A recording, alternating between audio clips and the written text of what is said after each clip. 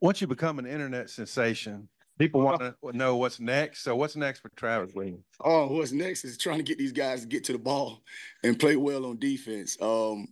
That's what's next, and I mean, it was awesome how that thing just went viral. But what it shows you, a lot of people has went back through my social media and just started watching. But it's like, oh, he been doing this. It was just that deal that just caught fire. Um, but man, I'm just blessed to be here, blessed to be coaching. So I just try to be my authentic self. So I like music.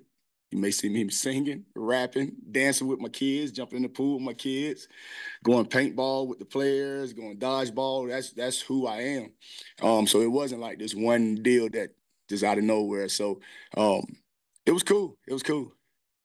Marcus was in here just a couple of days ago and said that linebacker is basically the deepest unit on defense. I want to get your thoughts on that, and then the different body types. You're really working a lot of different other guys in at linebacker too. Yes. Went in the portal and also went in high school and got guys and recruited well. And, now it was our job to kind of figure out, where the pieces fit. We definitely think we're talented. Now we got to put it all together. But we're very encouraged by the depth of linebackers. Saying from the coaches and players so far has been we don't have starters, we have standards. What does that mean to you? You know what? I heard Coach Belichick say that. So what the standards are is exactly starting with our head coach, Coach Pittman. So it's all about everything as far as embracing the hog and what our standards are, and being on time, going to study hall, practicing hard, practicing with that attitude, and getting to the ball with bad intentions. If you have the standards, that's what a starter is to us. And the old days of just 11 guys going out there and say, okay, these are the starters. That's not true today. We tell the guys right now, we put a guy on the field and the rest of the guys that's out there with him say, oh, coach, you can't have him out there. Or they say, you know what, coach, yeah, bring him out. He could come enjoy the fun. Then that's a starter to us. So that's when you build in that depth to be able to put different people out there. But we don't have starters. We have standards, and it's the standards that's set by our head coach. And then we have defensive standards as well. Like Brent Spence is just a really versatile guy. You guys have him, on the edge sometimes. I guess where do you prefer him, and what kind of player do you see him as? I mean, he can do different things. Like we always talk about the more you can do, so not just playing one position. So the more you can do to help the defense. So you don't want to be out there and say, we can't run this particular defense because this particular person is banged up. So he brings different things for us, inside, outside, different things like that. So man, he's just so talented. It's where we could put him at different positions. So whatever that position may be, is whatever fits the overall defense, if that makes sense. I think one indicator that you guys like your numbers at linebacker, at least one day, it looked like you guys were doing stuff with like four of them out there on the field. You talk about what you're doing with the four linebacker look. Yes, sir. So again, it's our job to figure out, okay, who is the best 11, and what are we trying to do? So if it's four linebackers that happen to be out there, great. If it's two linebackers, great. If it's one and we in a dime set, great. So, but it's our job to try to figure out, okay, how can we play our best guys? So it's like you take Landon for instance. There's no need for Landon to be on the sideline next to me, So we're just trying to. I know you talked about linebackers, but it's my job to kind of figure out where those pieces fit. And that's what we're trying to do, just trying to figure out, okay, what's best for the overall defense. We've you mentioned last time we talked to you that you don't call them the Mike the Will, you call them the money and the Mike. But what body types? I know they're interchangeable and right. What body types? Yeah, the body type. So they're interchangeable. So we call it the Mac and the money. Now the game has changed where you don't just have a Mac. You got to have. So that's the old school Mike Will. So just being able to do some different things. Everything is so spread out now. You got to have guys that can run.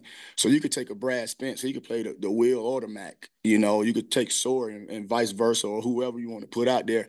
So we try to teach them both, so they're able to do both. So we do a train, but really both guys are in the box and got to take on blocks and different things like that.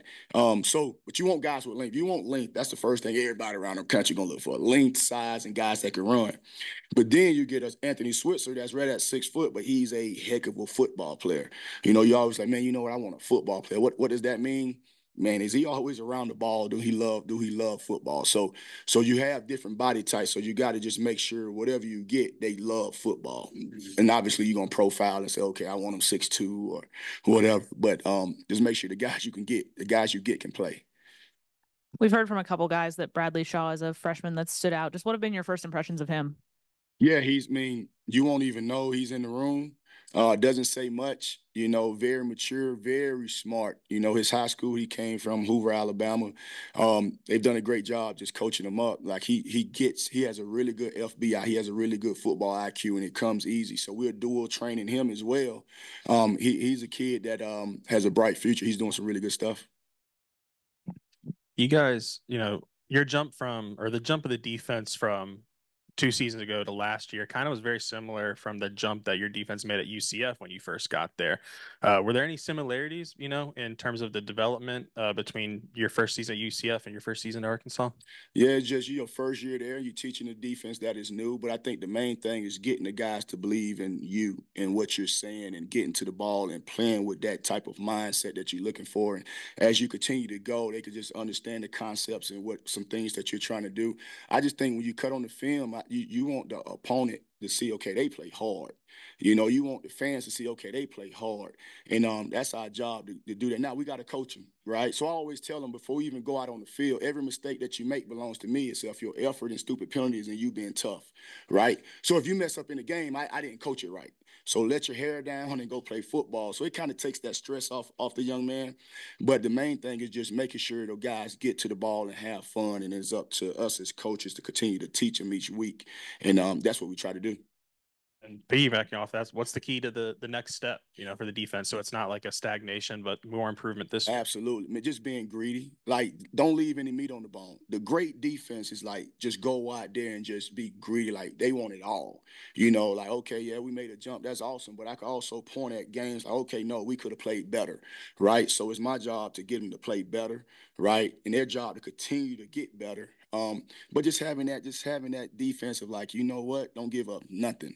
I don't care if it's a turnover and we got to go out on defense. Like, we're like first responders. Like, we got to put the fire out. That has to be our mentality. Don't make any excuse. Our job is to play defense and stop them from scoring. So, man, go out there and just be greedy. Don't give them anything. So now you can take that next step from there. Hi, Coach. I got one more. Is there anything you learned last year about yourself? I know you're still kind of early in your career as a defensive coordinator. What was something maybe that you learned about yourself first year at Arkansas? One thing, well, I don't know. I kind of know myself. Man, football is football. They got 11, we got 11. Got to get them lined up. Now, if they come out at 12, I don't have an answer for that. They come out with 12 guys. But that was my first time up in the booth, and you could kind of see everything. And it's like calm. You don't really hear the fans or anything, so you could kind of make calls. And that's great. But I miss being in front of the players. I miss like being in front of them. And if it's a timeout, looking in their eyes and getting things fixed or encouraging them and different things like that. But Jake Trump is in the press box with me. He was like, man, you always like this. So I try not to be emotionally inconsistent. I'm like this. So I try to be anyway. But I don't know if I learned anything about myself. I did see a different view from being in the press box. If that makes sense to you. Coach Pittman was in here talking about how he's maybe changed how he handles things on a day-to-day basis, a little more patient and calm. I guess working with him, how have you seen him develop now that it's your second year here? Yeah, I mean, I always thought he was a patient and calm person, to be honest with you. He's a player's coach. He's a guy that's you're around him, he's a deep thinker. He just doesn't react. He just doesn't react. So when I watch him, I see how he kind of put things together in his mind, different situations, on the field, off the field, just different situations. So I see that and I soak all of that in. He's not a guy that just reacts. A lot of times he really sit there and he's kind of proactive when he's thinking. He thinks before he responds.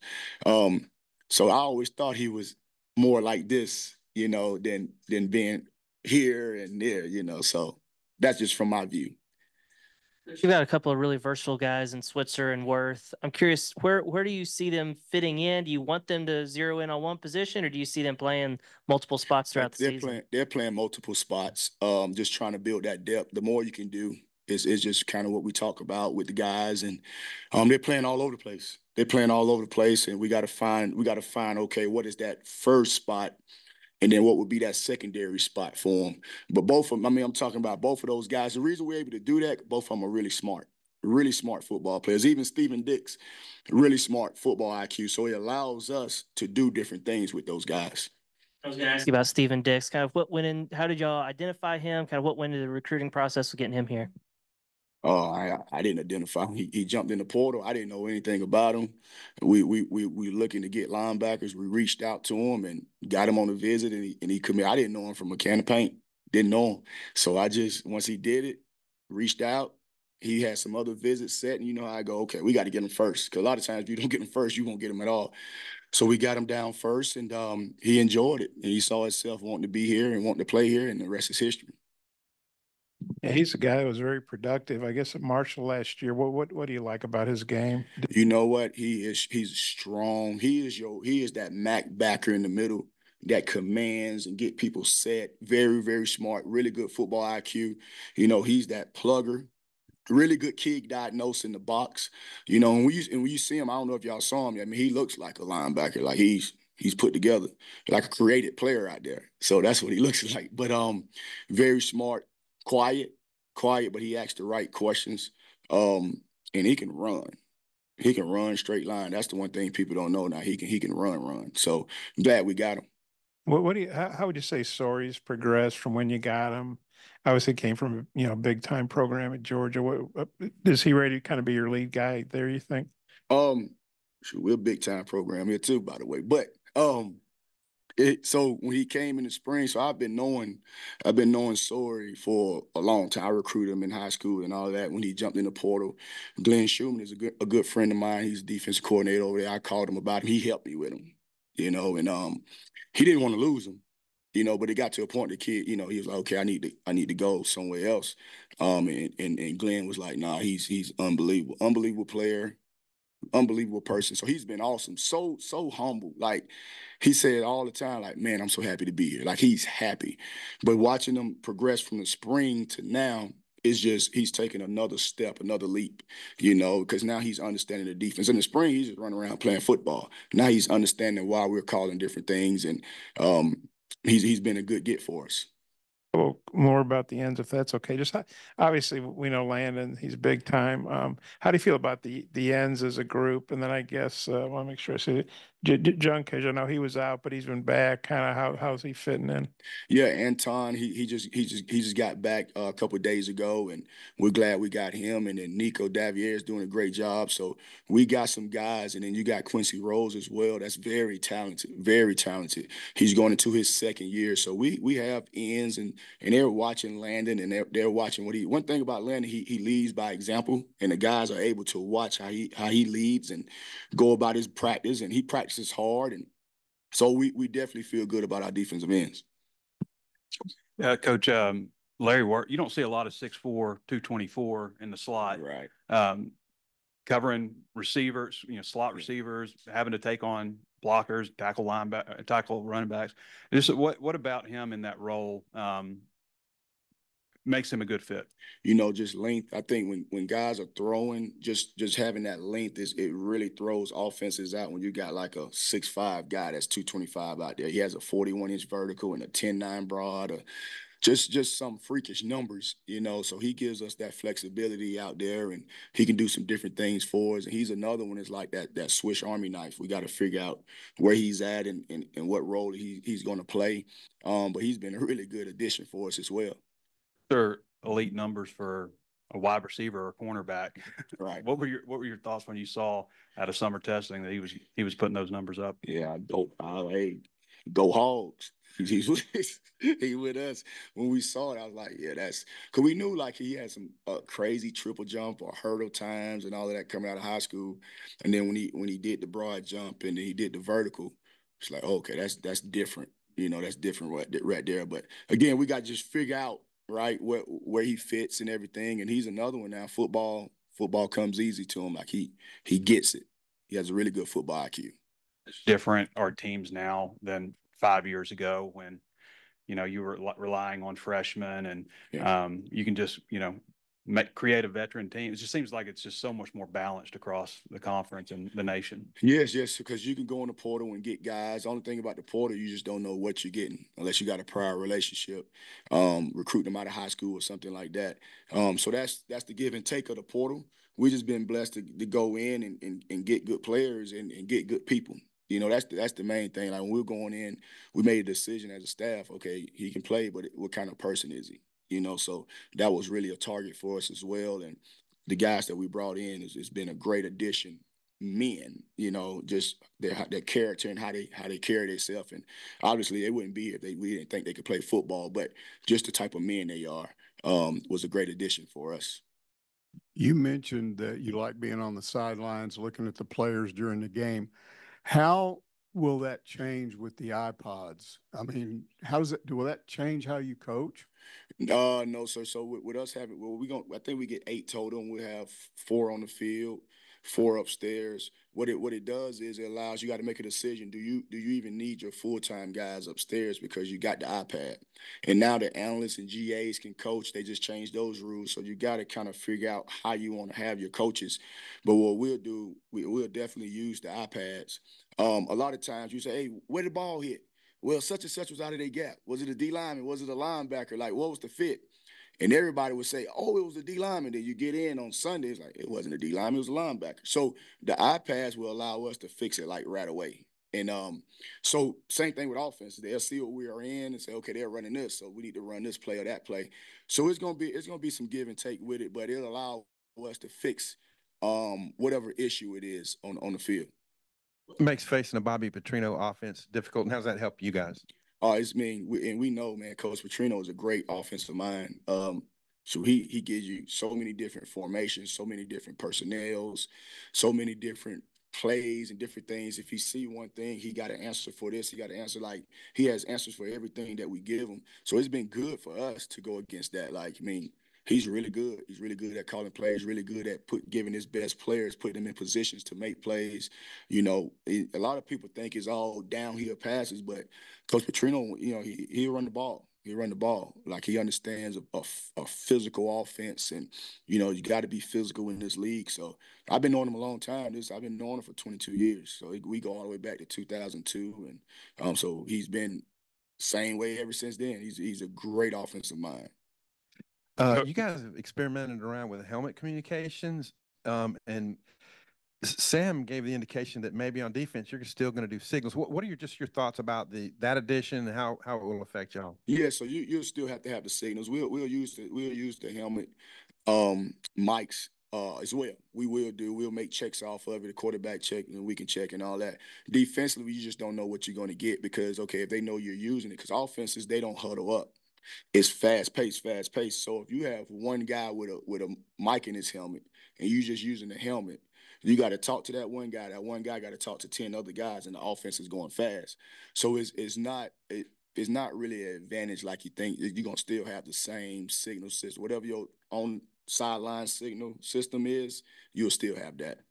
Coach, I'm curious, you use the word smart a lot when kind of talking about some players. When you're going out and recruiting, whether it's high school guys or guys in the portal, what qualities do you look for when you are looking for one of those smart players? Yeah, so I put them on the board.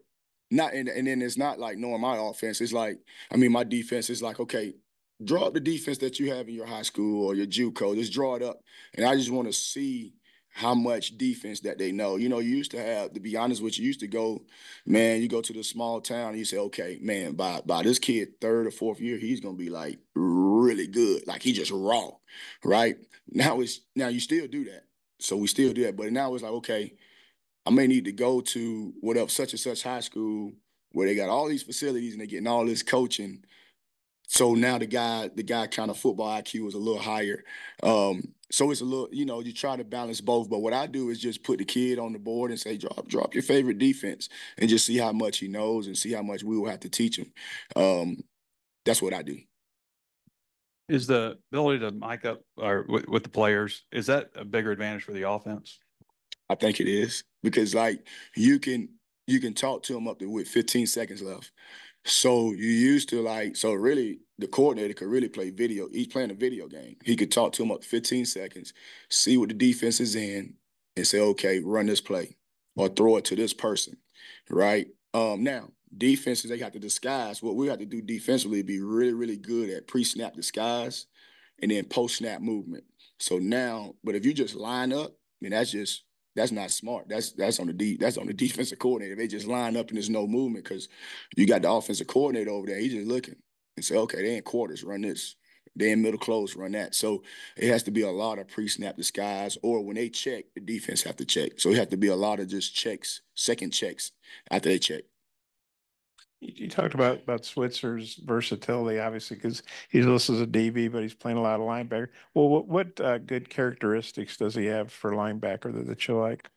First of all, he loves football. It's hard to play in there and not love football because we got to face these 300-pound linemen each play.